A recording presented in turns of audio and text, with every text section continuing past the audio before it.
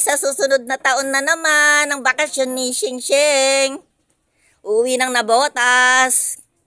Ayan po ang sasakyan nila mga ka-team. Yung bangka po namin is sa wakas is nayari din po dahil kailangan na po makauwi ng mga bata dahil unang araw ng kanilang pagpasok sa Nabotas. Kaya pinilit pong mayari ang aming makina mga ka-team dahil sila po ay uuwi na.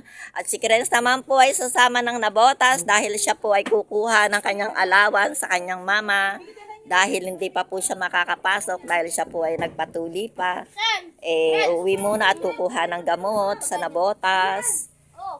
Ayan po, papalaki na po ang tubig, mga ka-team, sa aming pong baryo ng isla ng Pamarawan.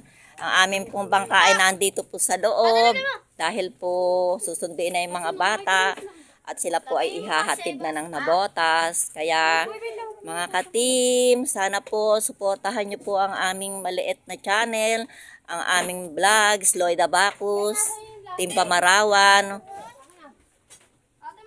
Ayan po, maraming salamat po mga ka-team, mga ka-followers sa pagsuporta nyo po sa Team Pamarawan Vlogs. Huwag nyo po kaming kakalimutan at lagi nyo po kaming susuportahan. Maraming salamat po mga ka-team. Ayan po ang aming bahay.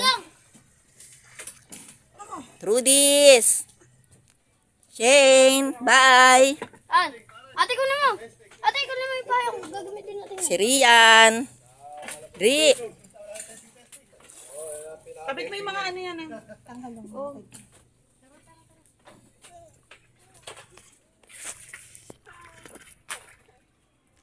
Support po sa aming mga content. Maraming salamat po. Lloyd Abacus.